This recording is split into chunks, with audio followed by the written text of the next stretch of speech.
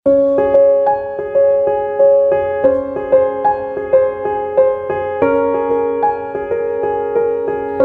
বন্ধুরা, কেমন আছো সবাই? আশা করছি সবাই ভালো আছো। তো তোমাদেরকে সাথে নিয়ে আমি আমার আজকের ভিডিওটা শুরু করছি।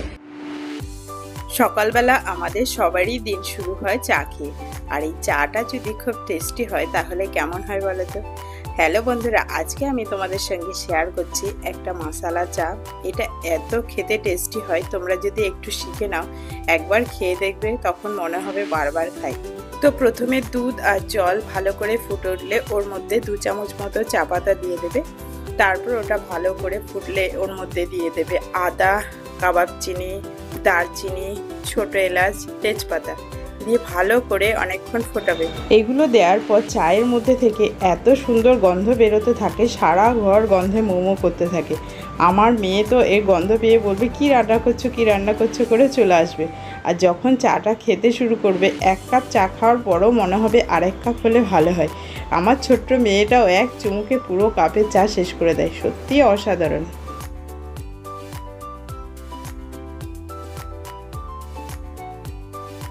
তো সকালবেলা আজকে একটু রিলস বানাচ্ছিলাম, মেয়েকে স্কুলে দিয়ে এসে। তো ভাবছি তোমাদের সঙ্গে একটু কথা বলে নিই। ড্রেস তো এখনই পাল্টাতে হবে। আর আমি তো শাড়ি খুব একটা পরিই না, যাই না, শাড়ি পরলে আমার নিজের মনে হয় যেন ভালো লাগে না। তো কোনো রকম পরি, আর শাড়ি পরে আমি কোথাও যাই না, খুব কম, মানে বছরে হয়তো 1 আধ দিন শাড়ি পরা হয়। তো জানিও আমার শাড়ি পরে আমাকে কেমন লাগছে। এই শাড়িটা জানো তো, আমার হচ্ছে কি বলে, সিঁদুর দানের পরে যে ঢাকা দিয়ে দেয়, তখন শাড়িটা আমাদের এই বাড়ি থেকে দেয়া হয়েছিল। তো আমার সেই একবার পরেছিলাম, আর মাদের বাড়িতে গেছে একদিন পরে গেছিলাম, আর পরাই হয়নি। তো আজকে একটু ভাবলাম যে একটু পরি, রিলস বানানোর জন্য পরেছি। তো তোমাদের সঙ্গে দেখাচ্ছি, দাঁড়াও। শাড়িটার সাথে যে ব্লাউজটা পরেছি এটা অন্য একটা শাড়ির ব্লাউজ, এটা আমি নিজে বানিয়েছি। তো এই শাড়িটার সঙ্গে ম্যাচিং হচ্ছিল বলে এটাই পরেছিলাম।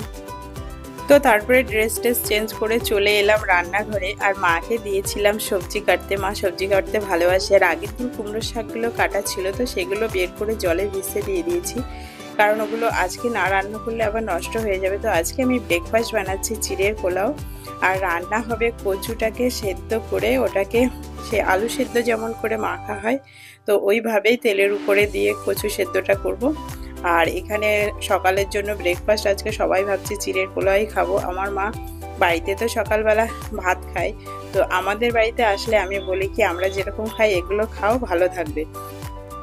আমরা এই ধরনেরই ব্রেকফাস্ট খাই, ভাত আমরা খাই না। সকালবেলা উঠেছি ঘুম থেকে একটু দেরি করে, উঠে চাটা খেয়ে সবাই একটু বসে গল্প টল্প করলাম। তারপরে ভাবলাম যে রান্নাবান্না বসাতে হবে। রান্নাবান্না বলতে সকালে ব্রেকফাস্ট বানালাম। তো আজকে চিড়ের পোলাও করেছি, আর আমার দিদির মেয়ে আসবে, মা আসবে যে ও জানে না। তো মা একদিনের জন্য আসবে বলে আর বলেনি। তো ওরও এখন কলেজ ছুটি আছে, বাড়িতে এসছে। আমি বলেছিলাম কয়েকদিন আগে যে আয়, তখন বলেছিল যে এক্সাম আছে, যাব না। তো আমার মা এসছে বলে বলছে দিদা তাহলে আমিও যাবো, আজকে আসবে 10টার দিকে। তো এখন 9টা বাজে, আমার ব্রেকফাস্ট করা হয়ে গেছে। ও আসবে বলে, কালকে মা এসেছিল, তখন কালকেও ভাত করেছিলাম সকালবেলা মায়ের জন্য। তো মা বলছে যে ও আসবে, তো ভাত কর। আমার আবার ঘরে ইলিশ মাছের তরকারি আছে, মাংস আছে। তো ও মা বলছে ওইগুলো দিয়ে হয়ে যাবে, এখন কিছু করতে হবে না। তো আমি এখন শুধু প্রেসার কুকারে ভাতটা করেছি, আর এদিকে বসিয়ে দিয়েছি, এদিকে করেছি আমাদের জন্য চিড়ের পোলাও। তো আমি সকালবেলা ভাতটা খাই না বলতে গেলে, আর কি বলবো, এরপরে তো রান্না চাপ আছে। মা সব কাটিং কুটিং করে দিয়েছে, তার সবজি টবজি। তো মা আসলে একদিকে ভালো হয়, আমার মা বেশ সবজি টবজি বেশ তাড়াতাড়ি কেটে ফেলে, আর আমাদের এই কাজের দিদি সব কাজ করে টোরে তারপরে কাটাকুটি হয়। তো ওই জন্য দেরি হয়ে যেত রান্নাটা। আজকে আমি ভাবছি যে ব্রেকফাস্টটা করেই রান্না বসিয়ে দেবো। এই যে আমার চিড়ের পোলাও হয়ে গেছে, ভাতও হয়ে গেছে। এখন আজকে রান্না করবো কি, মা এই কচুটা নিয়ে এসছে। কচুটা খুব খেতে খুব টেস্টি, আর সেদ্ধ হয়ে যায় খুব তাড়াতাড়ি। তো ওটাকে আমি বাটা করব। আর এখানে ঝিঙে আলু আর হচ্ছে কুমড়ো ডাঁটা আছে, ওটাকে কাতলা মাছ দিয়ে রান্না করব, আর কুমড়ো শাক করবো চিংড়ি মাছ দিয়ে। আমার দিদির মেয়ে আর মায়ের আবার প্ল্যান হচ্ছে ওরা হাজারদুয়ারি ঘুরতে যাবে। তো আমরা তো আগেই গেছি, তো শীতকাল ছাড়া গরমে যেতে ইচ্ছা করে না। দেখো আমার চোখ মুখের অবস্থা দেখো, গরমে যাতা হয়ে গেছে। ওই আসবে, ও কালকে দিদাকে বলে রেখেছে যে দিদা আমি এসে তুমি আর আমি বিকেলবেলা হাজারদুয়ারি যাবো। তো আমি বললাম এত গরমে যাবি? মা বলছে চাই, কিছু হবে না, আমাদের অভ্যাস আছে। তো দুপুরবেলা খেয়ে দিয়ে হয়তো আবার হাজারদুয়ারিতে যাবে ঘুরতে। আমার দিদির মেয়ে অনেক কবার গেছে, কিন্তু মা যায়নি, ও মাকে নিয়ে যাবে। তো মা এখানে এসছে, মা বাংলাদেশ যাবে আমার দিদা বাড়িতে। দুঃখের কথা হচ্ছে আমার মেসোমশাই মারা গেছে, তো সেই জন্য যাবে, মেসোমশাইয়ের কাজ আছে।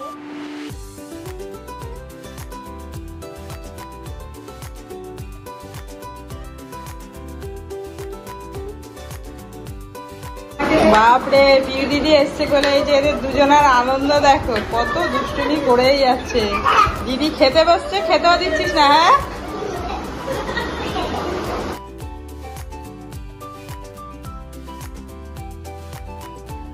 এদিকে রান্না করতে করতে আমি একবার চলে গেছিলাম স্কুলে গিয়ে মেয়েকে নিয়ে এসেছি। তো নিয়ে আসার পর যেহেতু আমার দিদির মেয়ে এসছে, এবার আমার মেয়ে ওর সঙ্গে বসে বসে দুষ্টুমি করছে, খেলাধুলা করছে, খুব ভালো লাগে। এদিকে আমার রান্না প্রায় কমপ্লিট হয়ে গেছে। বাহ, ছোট বোন বড় বোনকে শেখাচ্ছে কিভাবে বাজাতে হয়। এটা সুন্দর করে একটা বাজাবো। দুই বোন বসে বসে ওটা বাজাচ্ছে, আমার মেয়ে দেখিয়ে দিচ্ছে কিভাবে বাজাতে হয়। ও কিছুটা পারে, আর মানে ভালো পারে না, আমি এখনো কোথাও শিখতে দিইনি। তো ওখানে মিউজিকগুলো হয়, সেগুলোকেই নিজে বাজিয়ে বাজিয়ে দেখে কোনটা ভালো লাগে না লাগে, আর ওর দিদিভাইকে দেখাচ্ছিল। তো আমার এদিকে কচু সেদ্ধটা মাখা তেলের উপরে দিয়েই করেছি, আর চিংড়ি মাছটা রান্না করছি। কচুটা আমার মাদের বাড়িতে হয়েছিল, সবই আমার মাদের বাড়িতে, চাষের জমির। তো কচুটা অনেকটা বড় হয়ে গেছিল, মা বলছে বাড়িতে থাকলে নষ্ট হয়ে যাবে, ওই জন্য তোদের বাড়িতে কিছুটা নিয়ে চলে এসেছি। তো এদিকে রান্না করতে করতে আমার বাসন মাজাও প্রায় কিছুটা হয়ে গেছে, কারণ একসঙ্গে করতে গেলে অনেক চাপ হয়ে যায়।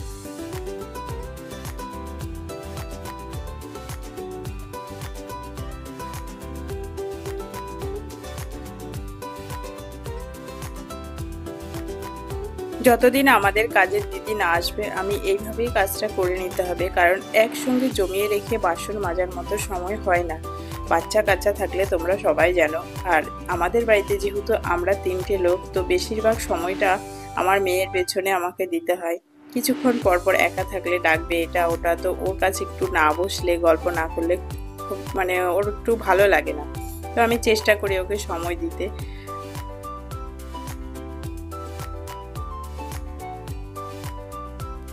এদিকে আমার মেয়ে বলছে ছাদে যাবে, তো ওর দিদিকে ও ছাদে নিয়ে যাবে, সবাই মিলে বেরিয়ে যাচ্ছে এখন ছাদের দিকে।